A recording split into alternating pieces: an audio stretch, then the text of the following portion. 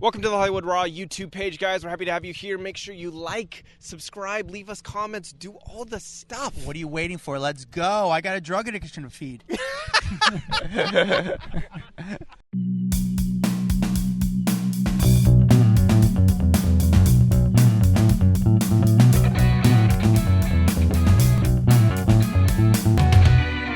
Welcome to the Hollywood Raw podcast. I'm Dax Holt. Over there is Adam Glyn. Today is Friday, which means it is our Raw Rundown episode where we talk about all the biggest stories happening in Hollywood, all the things that you may have missed this week to get you caught up to speed so you go into the weekend knowing all of your good pop culture facts so you know you can keep a conversation going. Adam, how you doing today, bud? Oh, my allergies are killing me. Do you get allergies over there? I don't know if you get allergies from palm trees over there. Where are you? Dude, I am from palm trees. I am hurting right now. I'm hurting. But I'm doing yes. okay. I get allergies, and there's times where I'll go outside, and it's like this fine layer of green pollen just that covers all of our patio furniture and all over the ground. But I take like a daily allergy pill. That way I can kind of, keep it under control. I understand. I am hurting, but I'm good. I'm hanging in there, bud. I was with, I sent you a photo the other day, and I was trying to see if you knew who he was. And people either know who this person is and love them, or they have no idea who this person is. And it's someone who I've been trying to Let me show the picture. For the people that are watching on YouTube, I'm going to show the picture real fast.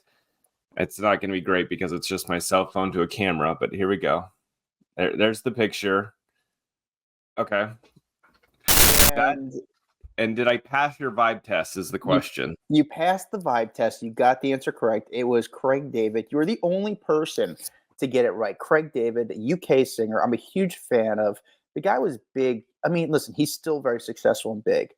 To me, he's one of the most talented singers out there. He never really blew up in the States as much as I thought he should. I mean, listen, he's had some hit songs here, but it's just crazy to me. I would love to interview him to know why, in his mind, why his career, was it his personal thing that he didn't want to kind of come across the US and kind of go to this market more, or if he was just content with like being the UK guy, coming to America occasionally and doing his stuff. He had huge songs like Fill Me In and Four Times a Lady, and I don't know. But again, every other person I showed it to, they're like, is that Jason Derulo? I'm like, oh, God, forget about it. Nice guy, by the way. Great guy. You can see the interview on my TikTok page and my YouTube page. What was that one that was like Monday 7 days. Tuesday? Yeah. Great song. Dude, the guy made great songs. Everyone who knows his music, he made great songs. And it's so funny because what Adam does is he just sends me a photo. Like there's no context, there's nothing around it. It's just like a random ass photo. And so I just wrote back, I'm like, Craig David question mark? Yeah. What am I supposed to do with this? I don't even what? I send Dax text messages with no context. Like I'll send them this week. I sent you a song, and then just say, "Hey," and they're like, "Oh, cool. What's this?" No, I just wanted you to hear this song. Like, oh, is this guy like nothing more? He's yeah. like, listen to this. So I listened to it, and I was like, okay, so what's the rest of the story? Nothing. Just here's a random song. By the way, the song was pretty damn good. It's a great song. So it's by a guy named Shabuzi, and it's called, what is it? A bar song? Tipsy? Yeah, Tipsy. Shabooey, Tipsy. Great song. Is it Shabooey or Shabuzi? Shabuzi, I think. I think it's Shabuzi. Yeah, Shabuzi. Dude, good song though. I was gonna play it, but I don't know if I'm allowed to, so maybe I just won't. Go listen to it. Go find it on Amazon Music or whatever. But it's gonna be the song of the summer. A bar song. Yeah, it's Shabuzi, a bar song. It's gonna be the song of the summer. Dax, play it in the Trophy Smack office later. I guarantee people will get into this. Like, it's the most catchy, fun song. And by the way, I did reach out to him for him to come on the podcast. Haven't got a response yet, but we'll see what happens. Come on, Shabuzi, swing on by Hollywood Raw, bro. All right, today is the Raw Rundown, where we give you the top 10 stories of the week. How do we find the top 10 stories? It goes by data. It goes by Google search. And lastly, a small thing of what we think is the top 10 stories of the week. Before we get to that, we read reviews. Dax, do you have a review ready for us? Of course, bro. You know You know I got us covered. Thank you. All right, this one comes from Lincoln Bridget, 5 stars, titled "Great Podcast." Says, "I look forward to the Raw Rundown every week and your insights on stars and Hollywood. Your banter with each other is hilarious. Keep up the great work." Well, thank you, Bridget. Thank you, Appreciate Bridget. Very much appreciated. Just a few kind words, 5 stars, goes a long way in our books and really helps push this podcast forward. We need hold on, Adam. The other day, remember we said we would send a little video to someone who got the 1,000th review because We that was a did. big deal for us. So we technically have 2 people so what happened was people were a little sneaky. When I said we would send them a video, a bunch of people deleted their reviews so that they could be the 1,000th review. And so like, I didn't know if you could do that. yeah, you delete it and then they all put them in at the same time. So I have actually like 2 people, which I can't tell which one actually hit the 1,000th because of the deleting and then reposting and delete. So I've got one from Kinsey, Kenzziiee. That was one, and there was one from Jane S from North Carolina. So Jane had actually said, "Also hoping I'm number 1,000" with a little finger crossed emoji. So if Jane wants to hit us up and Kinsey wants to hit us up, we'll send you guys videos. Send us DM. Very nice. You're very cool of you guys. Should I read the reviews real fast? Yeah, sure. Okay. Yeah. So Kinsey says, "I love tuning into the podcast every week. I enjoy catching up on the top news in pop culture as well as the interesting interviews. It is super cool when they have behind the scenes people come in and chat for on their celebrity experiences. The perspective from both Dax and Adam are great. Thanks for the laugh, guys. 5 stars. # road to 1,000 reviews." So Kinsey, thank you. And then Jane says, "Love listening to your podcast while I work. I like how current, relative, and thorough your celebrity rundowns are, just long enough without being too much. Also love your friendship and how well you guys play off each other. Keep it up. Also hoping I'm number 1,000. Jane from North Carolina." Cool. Send us your info. If you're in our private Facebook group, that's a good spot to do it. You can DM us on IG. We'll see it there. All right, let's do this. All right, on to the Raw Rundown, the top 10 stories of the week, starting with number 10. Sidney Sweeney apologizing for having giant boobs. So Sidney Sweeney apologizing. Oh, I'm sorry, not big boobs. Had quote unquote great breasts. After remember that producer who just kind of ripped her apart the other day and got all these headlines for saying that Sidney Sweeney was not talented. They didn't think she was pretty. They didn't think she was talented. Well, Sidney wore a sweatshirt. And the sweatshirt literally just says, "Sorry for having great tits." Great shirt. And then she posted it on her social media, obviously pretty tongue-in-cheek, based on everything that was going on. She's on a tropical vacation right now with friends. And that was just one of the photos that she shared, which was pretty funny. She's got 19.6 million followers. So she knows that a lot of people will know what that message is related to. And that is towards Carol Baum. That is the name of that producer whose work included Father of the Brides, its sequel.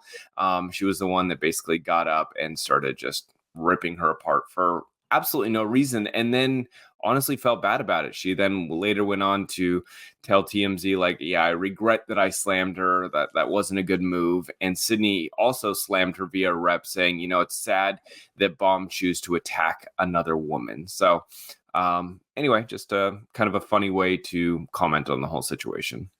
Isn't it? Sidney Sweeney seems like a fun person to hang out with. She seems cool. She seems fun. She understands the business very well.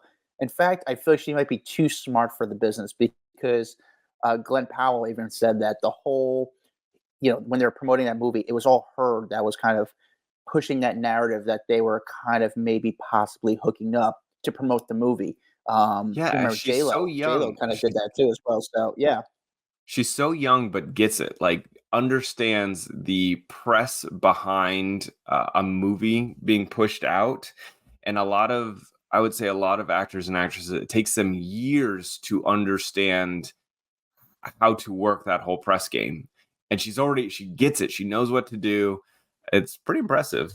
Yeah, she knows it really well. The only issue I have where she's becoming so much more of a person, like everyone knows who Sidney Sweeney is, And I'm curious if that affects her career in a good or bad way. If directors might say, you're not taking the craft serious enough, because there's the actors out there that don't really go in the tabloids because they're seen as straight actors, as just legit actors. But it is show business. So people know she is. So people might go see a movie because she's in it. So I'm just curious how it all plays out 5 to 10 years from now. Are people going to see her as a serious actress, or she's just a girl who's playing the Hollywood game, having fun with it? But she seems fun. She seems cool. I like to hang out with her. Not, she seems, I would love to and she seems like, I don't know, someone who will talk shit. We love people that talk shit.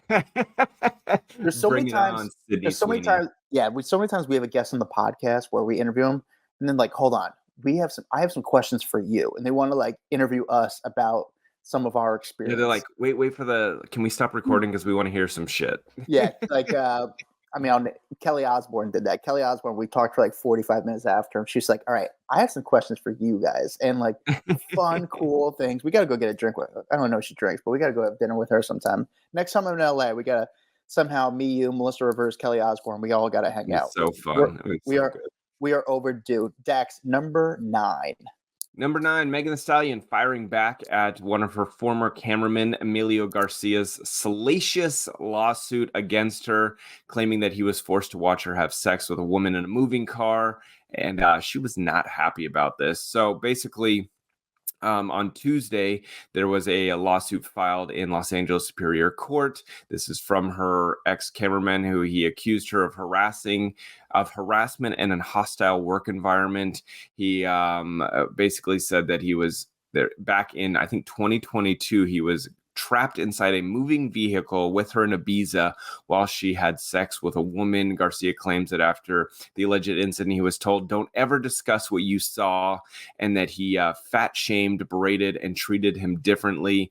He said that the harassment is so severe or persuasive that it created a hostile, abusive work environment that made Garcia's working conditions intolerable, according to the lawsuit. I guess he began working with her as a personal cameraman back in 2018, quit his full-time job to follow her kind of just around the world until June 2023. He claims that the incident happened in June 2022 while the SUV, he was in the SUV with Megan and 3 other women for a night out.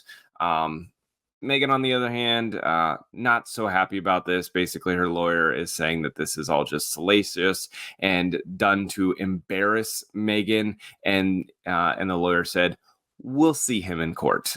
It's basically what it comes down to. Yeah. That is some tough accusations too. These accusations, I'm not picking a side here.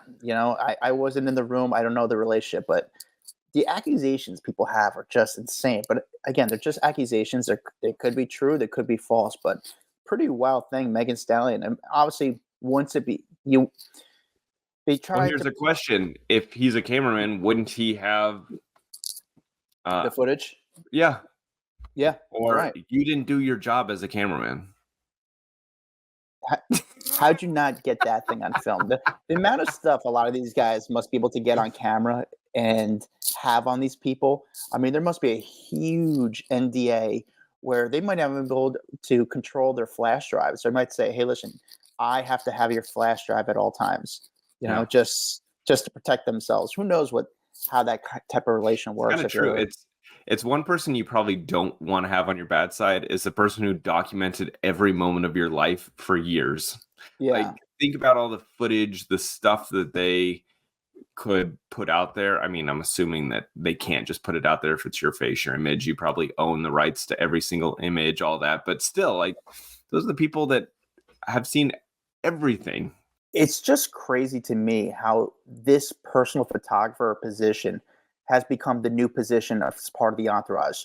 Just like a hair person, just like a makeup person, you have to have that personal videographer, photographer. They kind of do both. Kim Kardashian, Drake, Beyonce, they all have that person with them, and they're documenting their whole life. That position there wasn't a position like that 15 years ago, but these people obviously, understand how, important that position is, not just to control their social media, but also to protect them in case something happens. You want to document some stuff that happens in your life. We've seen it happen as far as, with Taylor Swift and Kim, their relationship. Kim documented on her side some interactions, and Well, like it's you a very said, unique I thing.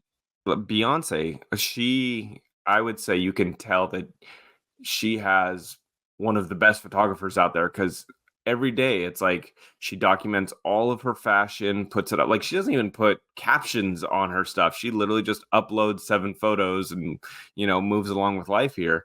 But you can tell that that photographer is really good at their job. And I mean, what a fun gig for that person. Like, just follow Beyonce around and just take amazing photos of her all the time. Fun gig. You see a really, really unique perspective, but you also have to be trusted. You need to earn their trust because you're going to see so Mhm. much. You're going to hear so much. I mean, technically, I think you'll probably be allowed to kind of have an account or have access to their social media. So you're seeing a lot of DMs. So there's a serious NDA there going, which very, very unique and interesting how the world is changed over the years, especially in the entertainment industry. Dax, the number 8 story.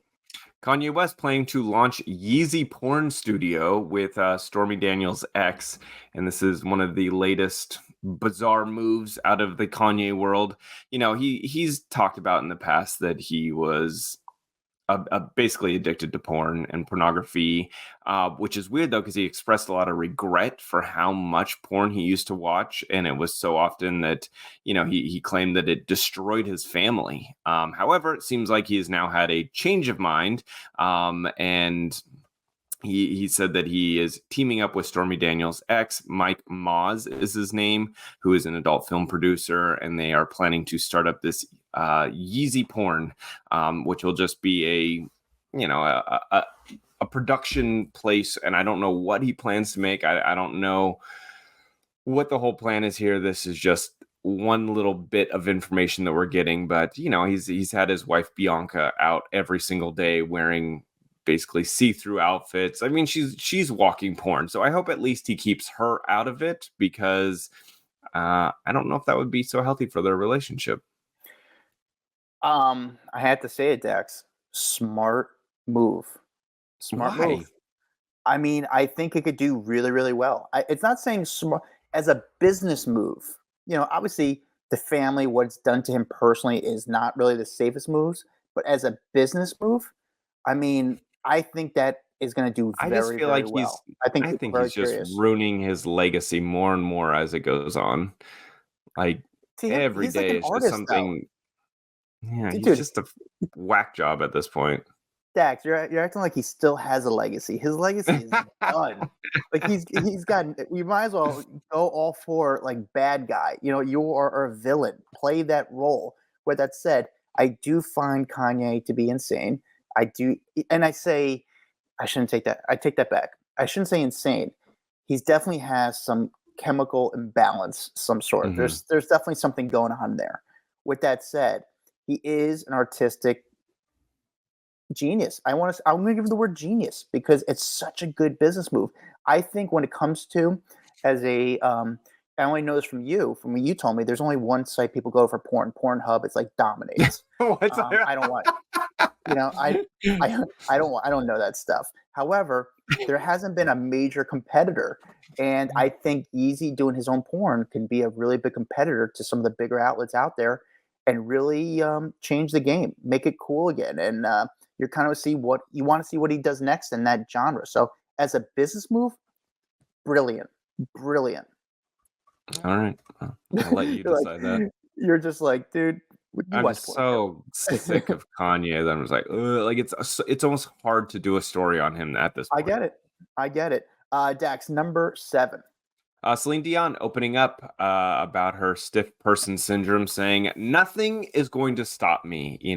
So she did a whole interview with Vogue France, and this interview published on Monday, and she said, you know what, there's a lot of work to be doing, and I'm taking it one day at a time. She is hoping for some kind of miracle cure for the condition that she's affected with. and that she is trying to focus on her day-to-day life, but she's working on accepting the situation. And for people that don't know, stiff person syndrome is a rare neurological condition that is characterized by muscle rigidity and spasms, heightened sensitivity to stimuli such as sound and lights, and emotional distress that can cause muscle spasms. And so I have heard, I know of some other people in my life that have this, that it is a really painful condition to have. Like, imagine your muscles tense up, like, when you get a cramp in your muscle. Now imagine it like your whole body at the same time. Can you imagine that? Like, and you can't like uncramp yourself. And so what do you do? You stretch? I wonder what you have to do to fix can't, that. a lot of things are like, you can't stress yourself out because the stress will induce it. And again, I'm not like a medical professional here. I'm just talking based on the people that I know that are living with it, and it's very uncomfortable, and they can't do things that could trigger it, because once you trigger it, it's like really bad. But she basically says in the interview, she spends 5 days a week on athletic and physical and vocal therapy. She says, I work on my toes, my knees, my calves, my fingers, my singing, my voice. I have to learn to live with it now and stop questioning myself. At the beginning, I would ask myself, why me? Why did this happen? What have I done? Is this my fault? And she basically says, life doesn't give you any answers. You just have to live with it. She goes on, she doesn't talk about, the potential of getting back on stage and doing live singing, but I think that would be a goal for her. It sounds like she's working as much as she can, and maybe one day we'll be able to get to see her sing again. But as of right now, she just wants to be able to travel. She wants to be able to see the Eiffel Tower again. Like, she wants to do normal things that you can't do when you have stiff person syndrome. Yeah, I miss Celine Dion. Hope she gets better. It's just, what are the chances one of the biggest singers in the world gets it, like at the height of her career? And it's a terrible thing. I hope she's okay. Celine Dion, very nice, you just don't see her enough. I've seen her in New York a bunch of times. She's actually been very nice. And I say that I say that in a weird way because she's so big. I didn't think she'd be so personable, but she is. She is very cool, and I hope she gets better. Dax, number 6. People are being mean to Jelly Roll, and his wife Bunny XO is saying that a lot of the bullying over his weight drove him off of social media, which it's driven a lot of big stars off social media because people don't realize how much pressure the public puts on people, their looks, their weight, all of that. But basically Bunny was on her podcast, and she shared a clip from the Dumb Blonde podcast. That's the name of her podcast. And just said, I'm going to be a little bit honest right now. He got off the internet because he was so tired of being bullied about his fucking weight. And she goes on to say, and that makes me want to cry because he is the sweetest angel baby. My husband doesn't show it to you guys, but I'm going to have to be very vulnerable moment right here. It hurts him. Jelly Roll, obviously a larger gentleman. But it's like, people go, you're rich, you're famous, I should be able to tell you or talk to you and treat you like shit just because you're rich and famous. That's not the case. At the end of the day, these people are human beings, and I don't blame him for saying, screw it. What does being on social media do for me? Nothing. It's just a place for people to be trolls. Yeah, I get it. I totally understand. I don't think it's the healthiest thing for people. I mean, even myself, I'm a nobody, and I get that all the time. I'm like sort of used to it, but it's not easy. It's definitely not easy. It doesn't get people. It's just not fun. And if I'm getting it, I can only imagine what he's getting at his level. But also, Jelly Roll is working on himself. I know he is trying to get healthy, and I know he's lost a lot of weight so far. He is working out, so he's in the right direction. It's not easy, especially dealing with his schedule to kind of get to the weight that he wants to be. But very nice guy. Jelly Roll, very, very cool guy. He's Dax. Again, he's like in the music music, entertainment industry. He's not a model. Like, let him be whatever size he wants. Let his voice do the work. Sure. Yeah. Dax, this was interesting. So this is our number 6 story. The same amount of Google searches came out for Owen Wilson this past week. He's in the news about turning down a role for the OJ Simpson. Can you tell us about that story? Well, I can. I wasn't as interested in as you were, but yes, I can. Basically, what had happened was that there is a new OJ Simpson movie coming out, and it is controversial because it really paints him apparently in the light of him being innocent. And so there's a couple stars that have signed up for this, but they had gone to Owen Wilson and said this is the perfect role. This follows the 1995 criminal trial, and and then Owen Wilson was apparently perfect for the role, and that he actually had the producers of this movie actually had a meeting with him in Santa Monica. Everyone loved the script. His agent wanted him to do it. We offered him $12 million for the role, but at the end of the lunch, Owen stood up and said, if you think I'm going to take the lead role in a movie about how OJ didn't do it, you have got to be kidding me. And that obviously brought a lot of attention to the story that Owen Wilson was like, nope, not going to be involved in this. I guess they found someone else at this point. But who was the other person they said that they've locked down for this? Like Boris Kodjoe apparently is, I believe, playing OJ in this. So we'll see this soon enough. But yeah, I just love that this is getting so much attention. Obviously, because OJ just died is really why it's getting so much attention. I mean, I will watch this movie, and I'm very curious about it. Owen Wilson turned down the role. I mean, dude, they offered him $12 million. It's like, that's a lot of money, man. Like, how much are these guys still getting? I'm surprised he's actually getting $12 million roles. But by the way, I didn't say the name. The name of the actual movie is called The Juice. So it's a satirical thriller is how it's being portrayed. The Juice. Interesting. I will check out that movie. Dax, number 5. I won't. Okay. Rebel Wilson saying that she was invited to a British royal's home back in 2014. It ended up being a party filled with drugs and an orgy. And she's talking about this, obviously, all in her new book, her new memoir, Rebel Rising, which, have you ever seen a book get so much press? Like, I thought that Prince Harry's book got a lot of press when it came out, but I feel like every week is a new Rebel Wilson story. I'm like, how is this still happening? And nothing gets this much press. I would let one of our listeners know if you're a listener who actually read this book. I'm just curious. Let me know if you read this book. I don't need to know the feedback of the book. I'm just curious if you do this much press around the book, if people are curious of reading the book because they feel like they already read the book based on all the press that's coming out. Well, based on our podcast, when we get like a shit ton of press over, an interview that we had, I've noticed sometimes it's not like our downloads, even though we're on People Magazine and Daily Mail and TMZ and all of these sites, I don't see our download numbers skyrocket because people are like, okay, I got all the information. Now I don't need to go listen to it. So I would assume for her, this is not making her book sales go through the roof when every week is a new article about a story in there. Anyway, she basically details being invited to an event by someone from royal lineage back in 2014. She said she got a last minute invite to this tech billionaires party. A guy who invited me was like the 15th or 20th in line for the British throne. And when she was invited, it was like, oh, we need more girls at this party. So she went to some undisclosed location, which was a ranch outside of Los Angeles. The theme was medieval, so she dressed like a buxom damsel. A buxom, is that how you say it? Buxom damsel outfit with a cone hat.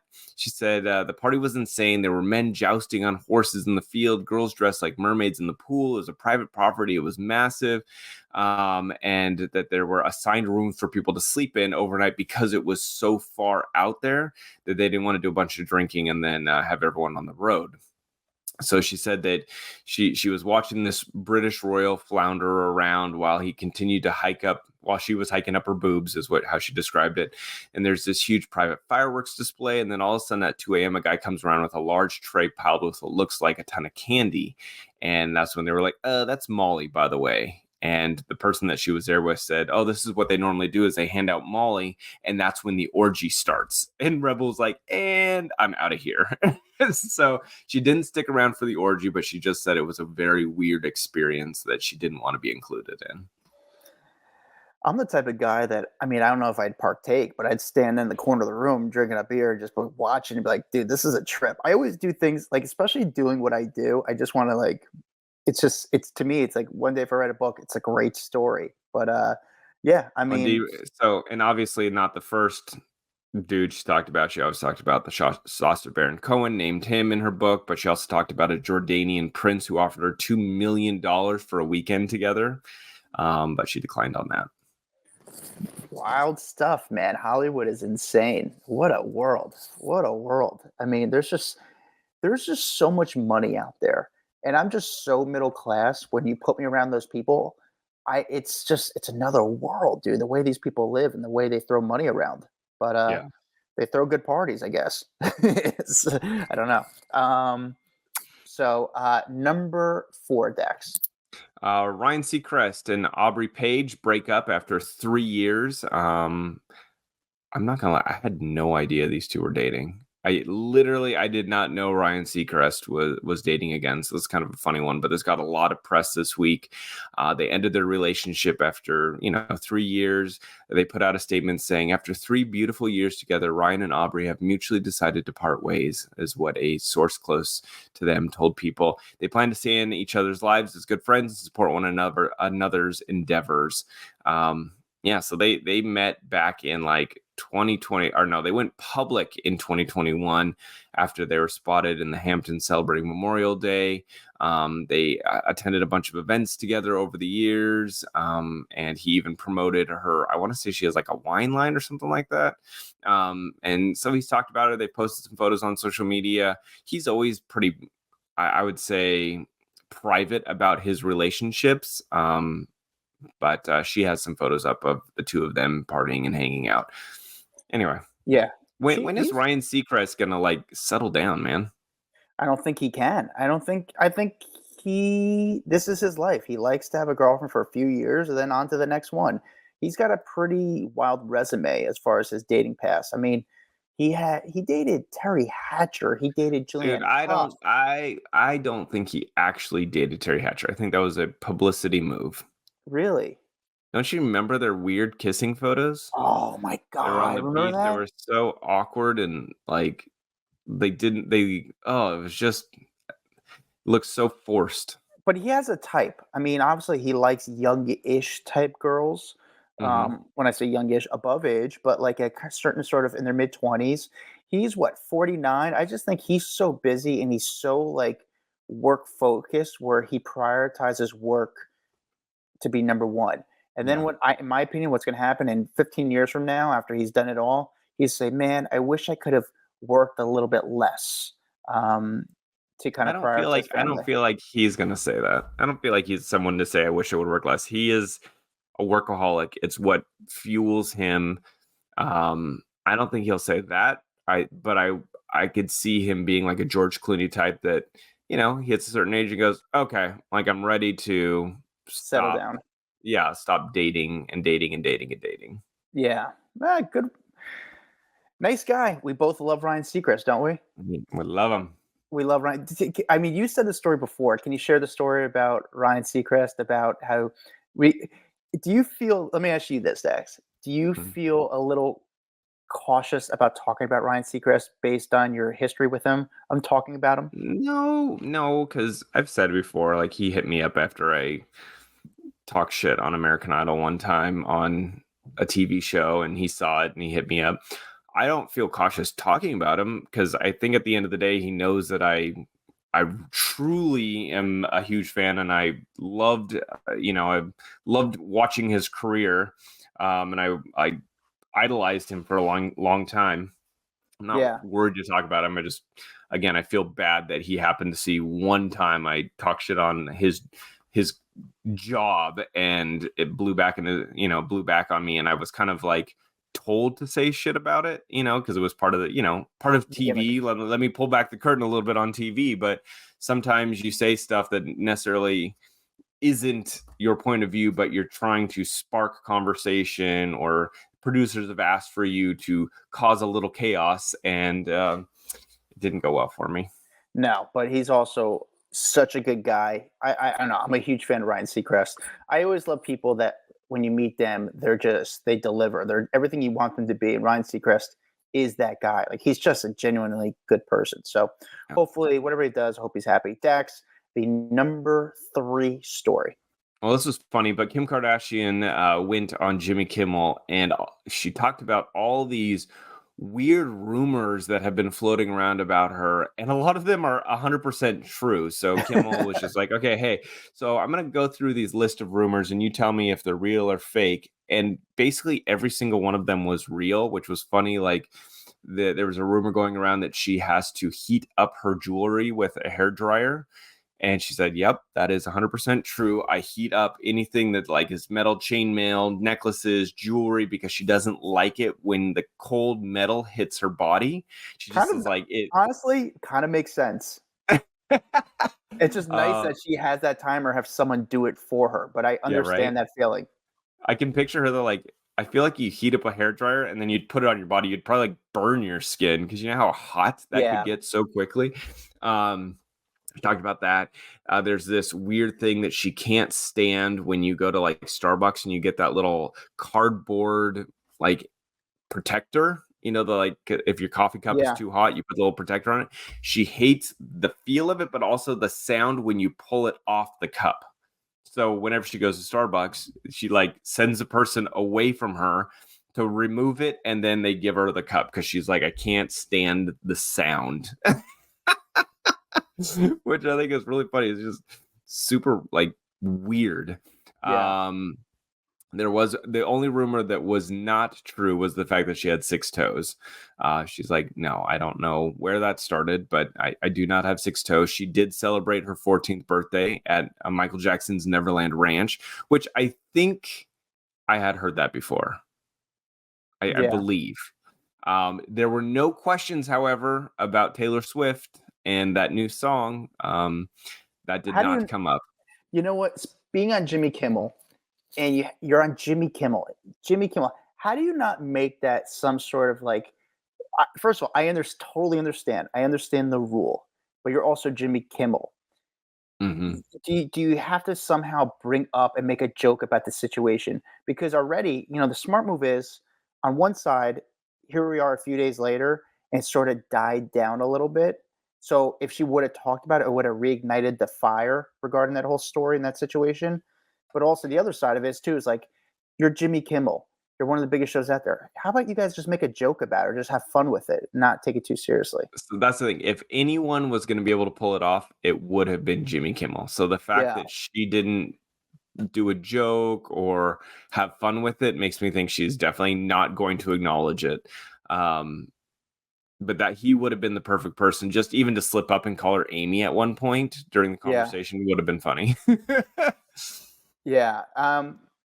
think we dropped the ball. But however, good interview. I mean, I do think it's very funny. It's a great idea to sort of change up the search engine on Kim Kardashian because it was funny and stuff that does make news. However, it was a missed opportunity. Smart on Kim.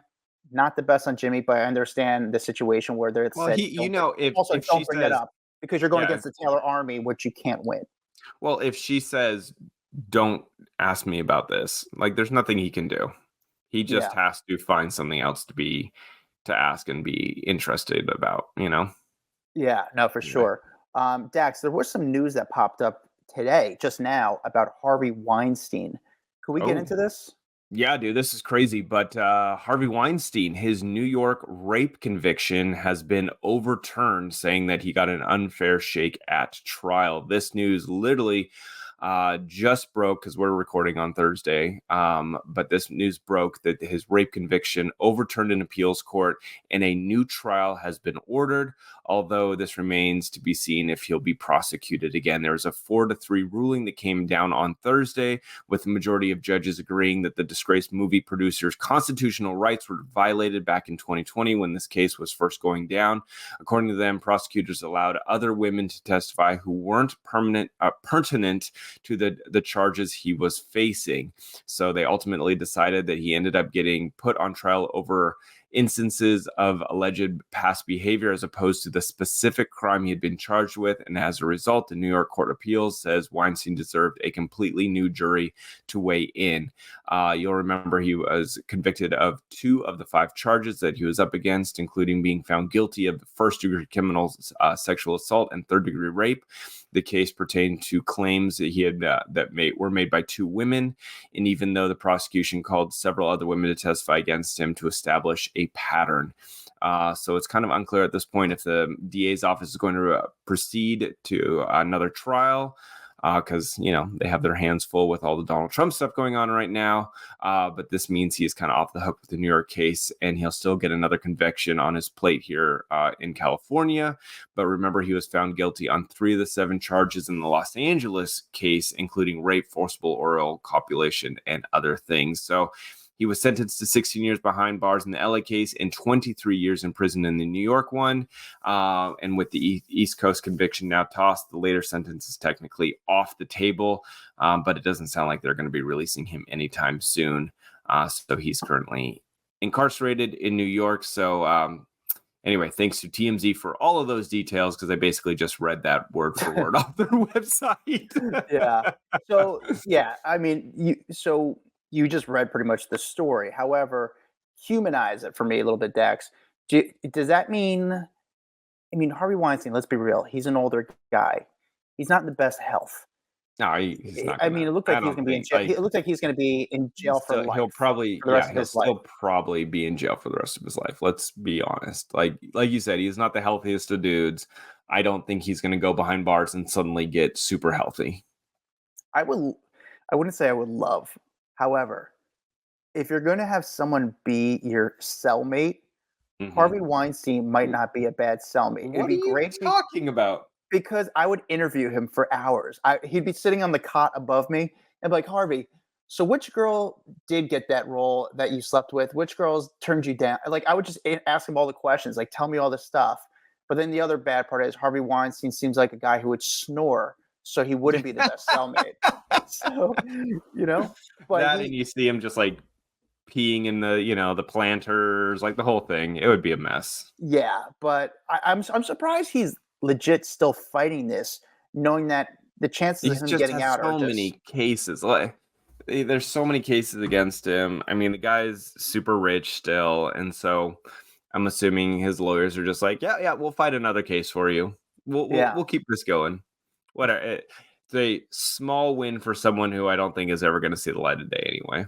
Yeah. All right, Dax. Number 2. Alec Baldwin getting into it with an anti-Israel agitator who kept basically begging him to say free Palestine inside of this coffee shop. I don't know if you've seen this video that's been surfacing that went pretty wild this week, but someone ran into Alec, and I guess this is, I didn't know, but this is a well-known woman who does like a podcast or something like that, and is known for these types of kind of interviews where she'll jump on the street and say something to someone and like kind of try to piss them off.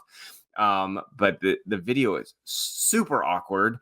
He was talking on the phone at this coffee shop at the cash register, and in New York, and the woman keeps saying, free Palestine. You need to criticize, how Israel is treating this whole situation. She goes, Alec, can you please say free Palestine just one time? And then, like, he is just not having it, is trying to ignore her, trying to get her out of the restaurant or the coffee shop. She goes, free Palestine, Alec, just one time and I'll leave you alone. I'll leave you alone. I swear. Just say free Palestine one time. And he keeps like, just get out. And he's like looking at the people working at the coffee shop being like, can you help me out? Can you get this lady out of here? Like, this is harassment. And then she starts saying why did you kill that lady? You killed that lady and got no jail time. Okay, let me say this. Dax hates Alec Baldwin so much that he still took this girl's side. No, I'm kidding. Really. Like you said, I do not like Alec Baldwin one bit. I think he's a douchebag. I think he's rude to so many people. I don't like him. This actually made me feel bad for Alec Baldwin for once. Like True. the way that she was so rude and just all over him, and then bringing up obviously this death that haunts him because he did not want that cinematographer killed. He didn't know that he was, pulling a live gun. Like I felt really bad for him in this situation. Yeah, it wasn't. Alec Baldwin, as much as I'm not a fan of him, he's gone through a lot in the past year and a half. Obviously, the gun situation, now this, and he was just getting coffee, and it's a no-win situation.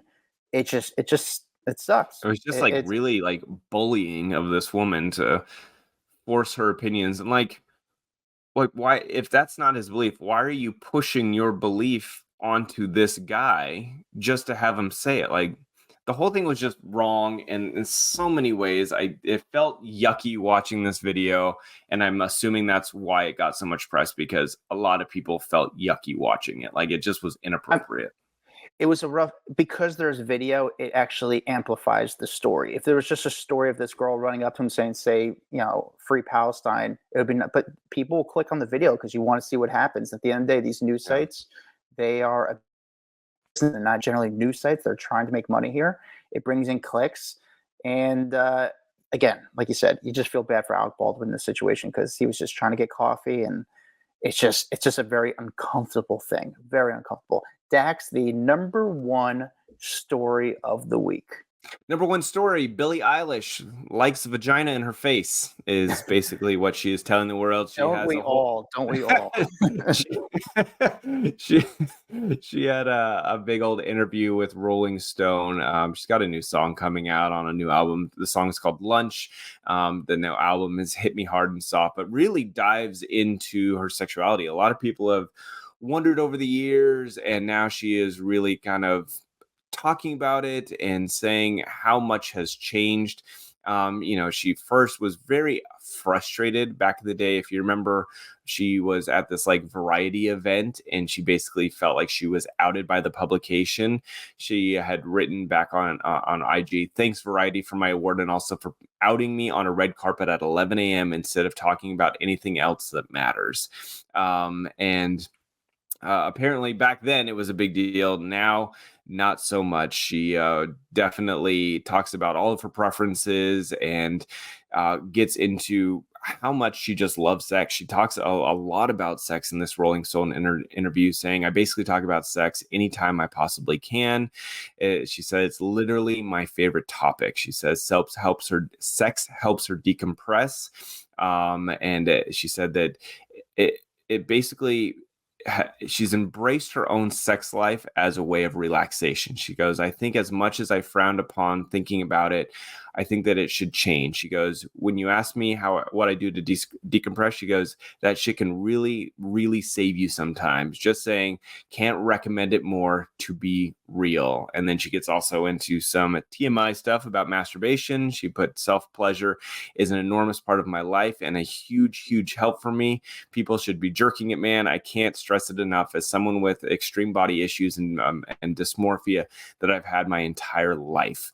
And then she goes on to talk about masturbating in front of a mirror and how it helps yourself.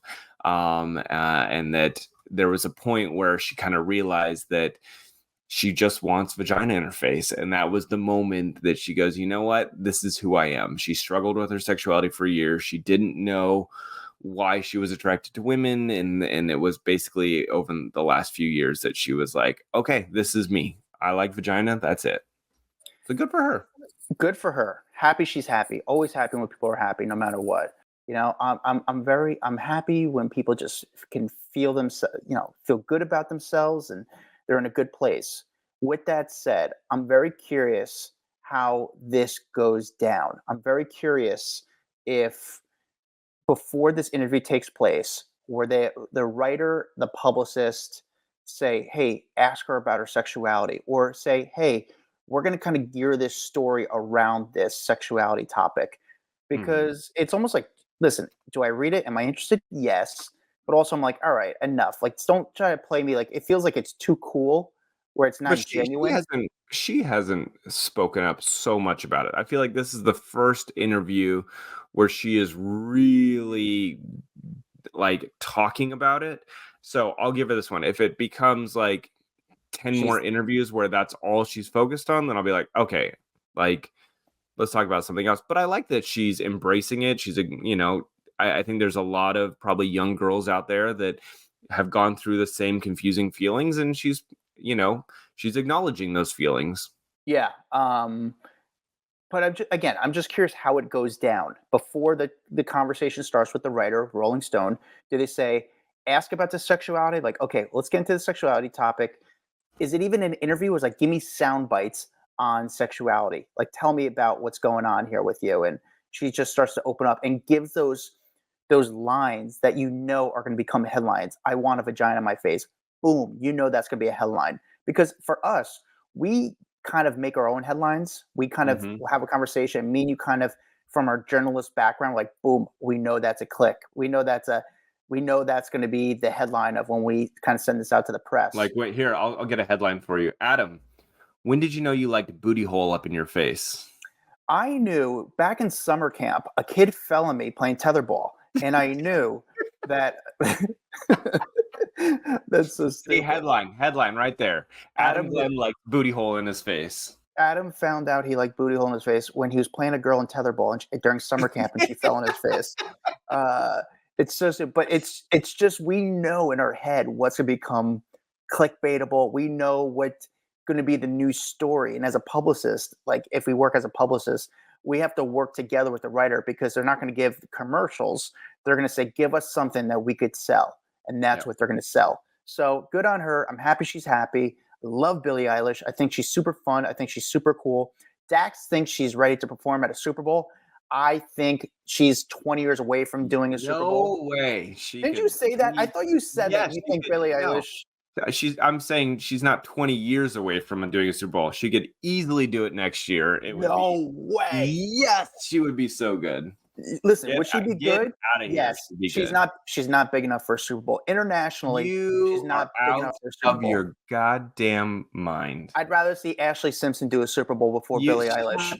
Shut your goddamn mouth. Can you imagine Ashley Simpson's comeback? She does the Super Bowl. She does that album, that hit album at the Super Bowl. That'd be amazing. And then she gets caught lip syncing. All right, that's our top 10 stories of the week. Thank you guys for watching. If you're watching on YouTube, if you're listening, make sure you guys like and subscribe, leave a review, follow us on Instagram, Facebook, TikTok. We're on it all. We have a private Facebook group called Off the Record. You guys should be in it because we're in it. We have a really, really cool community. Follow me at Adam Glyn. Follow Dax Holt at Dax Holt. We'll see you guys next week. See you later. Bye. Guys, hope you liked that video. We got a lot more where that came from. Hit that bell, like, subscribe, share with a friend. The best thing you do to support us is really doing that. And we really need the money because we need hair gel.